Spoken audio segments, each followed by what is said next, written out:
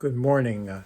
This video will serve as a follow-up for the refurbishing of the 1970s Rockolas.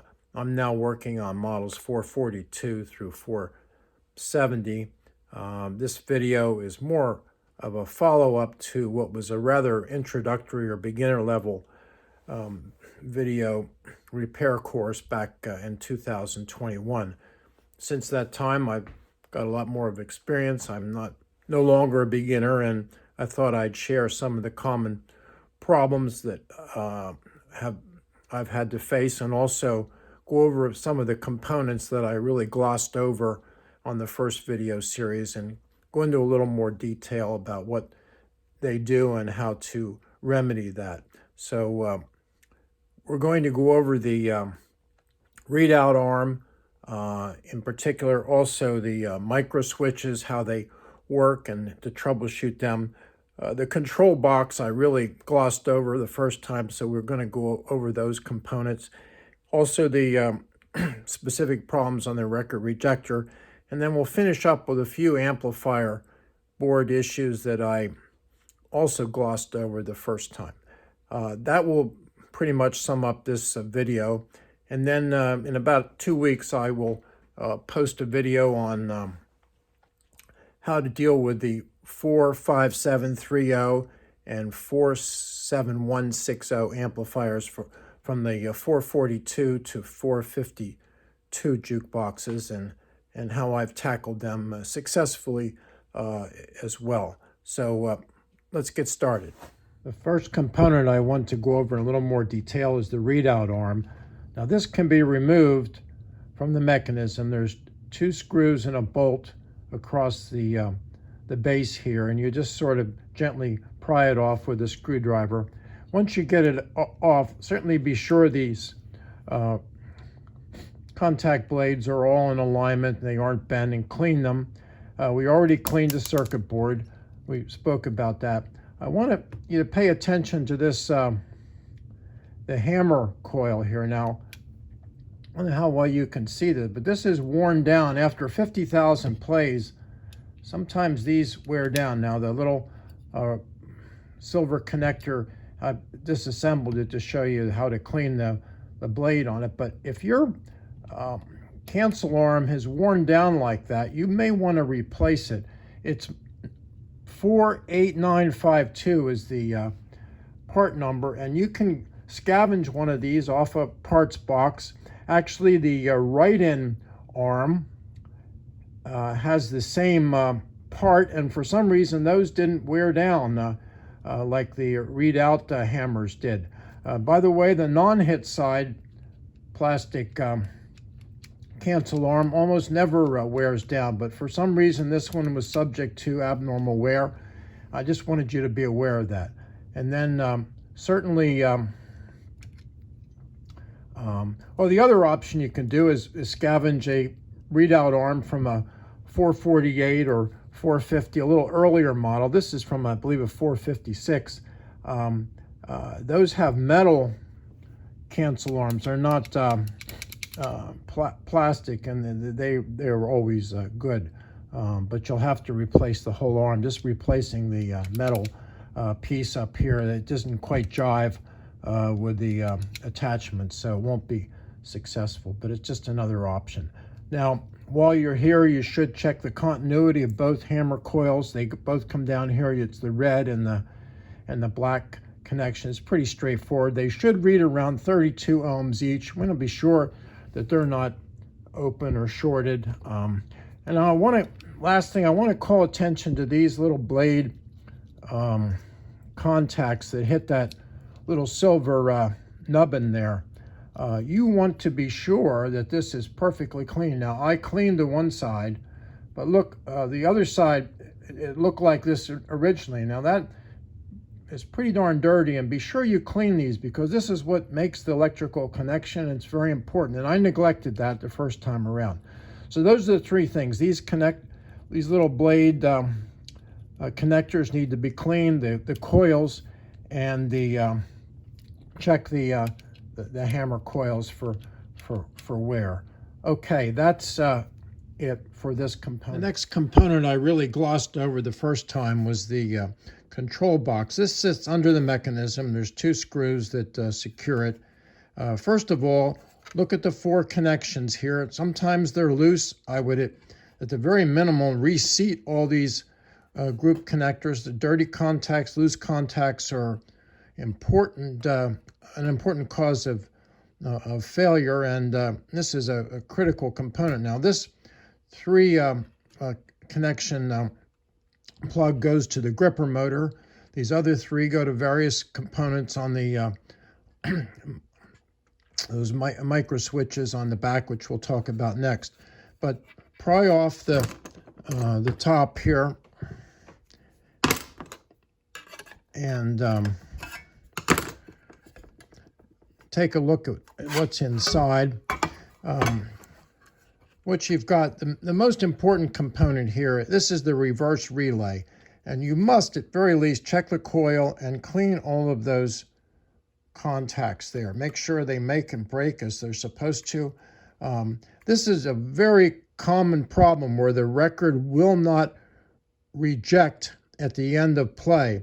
And if it doesn't reject with the switch underneath the tone arm or the back door reject switch, then very likely your problem is going to be a dirty contact here on this reverse relay, because that's supposed to kick in and send your record back with a gripper motor in reverse. So I can't stress this enough. This must be serviced. And of course, while you're here, check the resistors.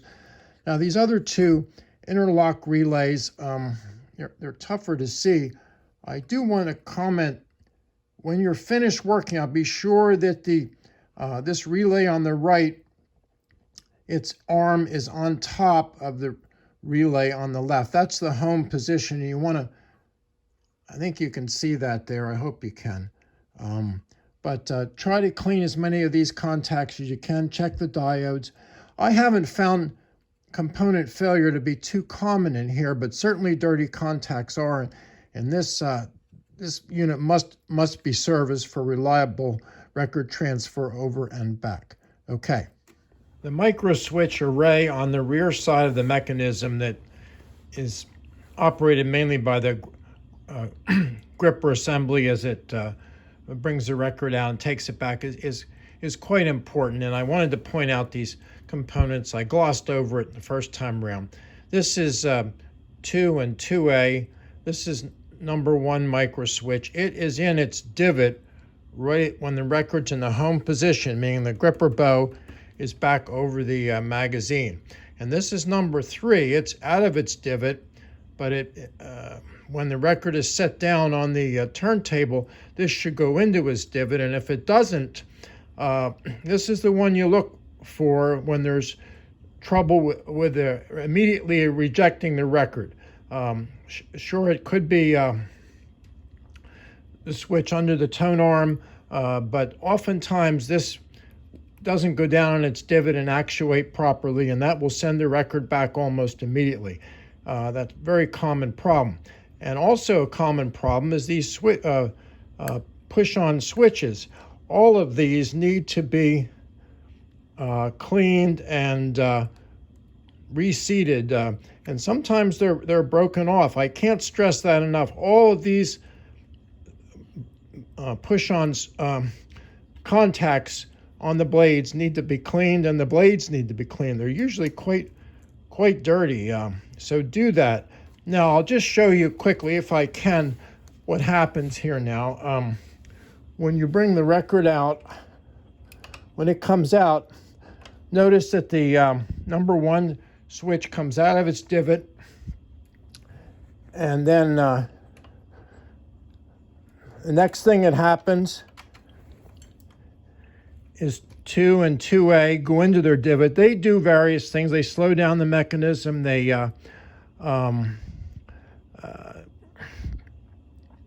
I believe that they turn on the they operate the record counter, and then at the end, I want you to, as it's set down, look to see that this goes into its divot there. That's number 3. You want to be sure that happens. And then on the way back, it's pretty much the opposite.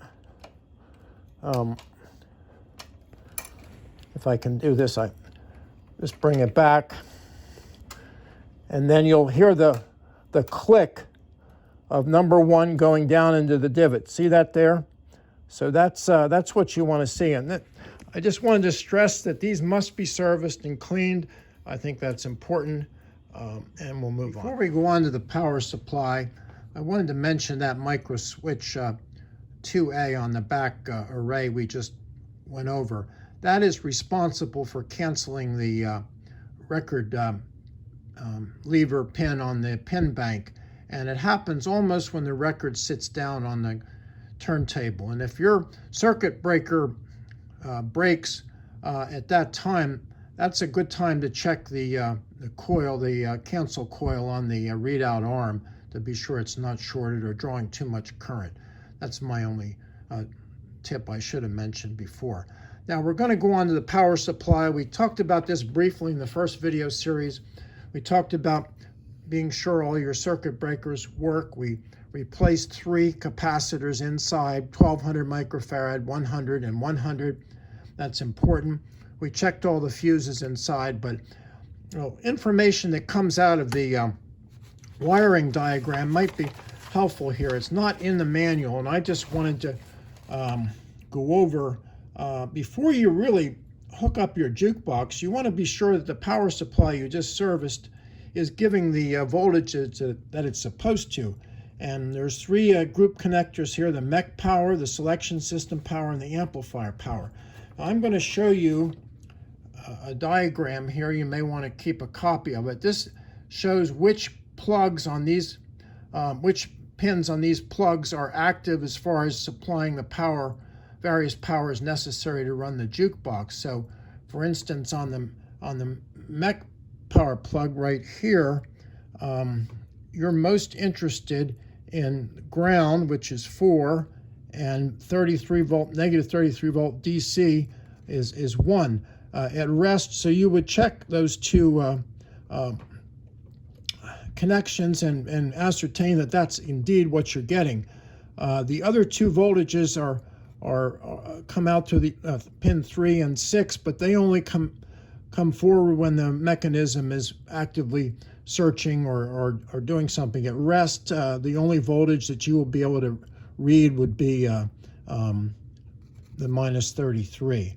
The selection system, you at least want to check the 25 volt AC, and it's referenced to ground, which is number 1 pin here. So we'll show you how to do that. And then the other voltages that are important, I mentioned 2 other pins you should check. And then the amplifier power over here, this is a 12-pin connector. 2 of them are blank. But at the very least, check the 3 on the left here. The center one is center tap from the transformer. So you check between the center one and the top one, and you should get 46 volts to 1 channel, and then check from the center to the bottom. You should also get 46 volts AC. Be sure you do that. I mean, that's like really important. So if those voltages are shorted or not proper, then your amplifier is not going to work. The only other voltage that comes through here is minus 33 DC. It's on right here. That goes to the mute relay and to the backdoor reject switch, and you can access them through the ground and then checking minus 33. So, I mean, this is important. I'll just illustrate one for now on the voltmeter. We'll just go over and I've put it on DC volts here, and we'll just do the mech power ground was here, and minus 33 volts. It actually gives us 36 volts, which is not, that's good enough. It's a little bit high, but there's no load on it. But that's the type of check system you want to do for all these voltages, and then you can be pretty darn sure that at least your jukebox is getting what it needs to get to operate. Okay, on to the next component. To finish up, I wanted to go over 2 specific problems that are common because they involve such long circuits and multiple connections and possible loose contacts. The first common problem is you make 3 selections, push 3 buttons, and your search motor doesn't search for the selection, meaning your right-in motor doesn't work. And what you need to do is be sure your keyboard, as you can see, this is sequence 5. So you've got your keyboard, make sure all your contacts up there are clean.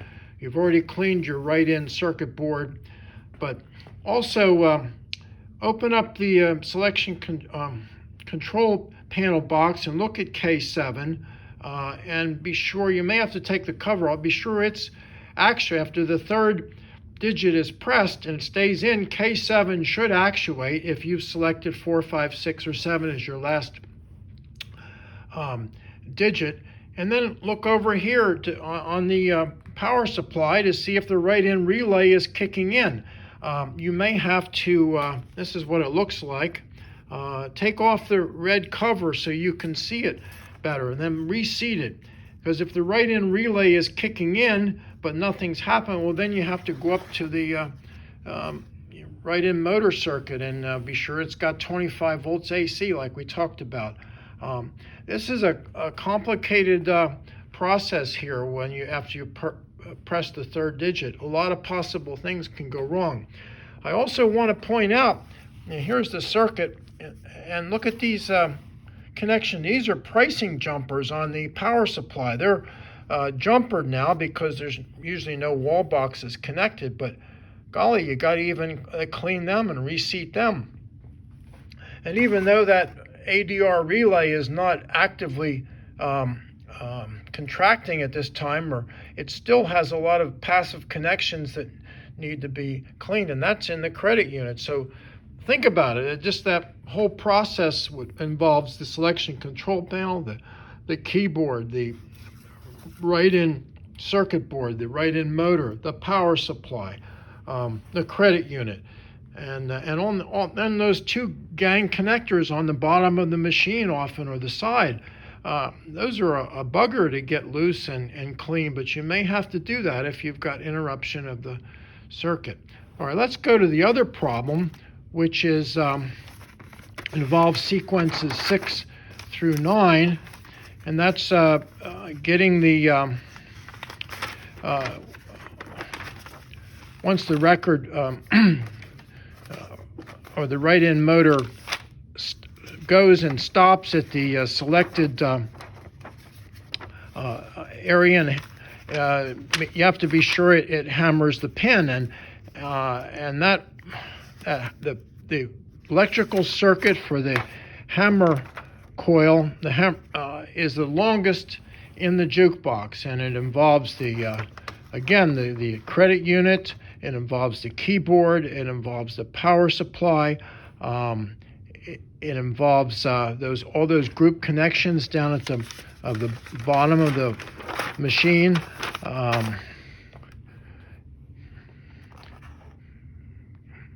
K5 is the ADR relay. K2 is the also in the credit units involved in this circuit. So you just have to trace it through it. It's difficult. If the hammer coil doesn't hammer, you've got a lot of connections to check. And again, you can get a clue from that from the schematic. I think we'll close at this point. In about 2 weeks, I will do a video on the 45730 and 48350 amp, just some updates, and the 47160 amp. I hope you got something out of this, and please contact me on Facebook or through YouTube if you have other questions. Thanks.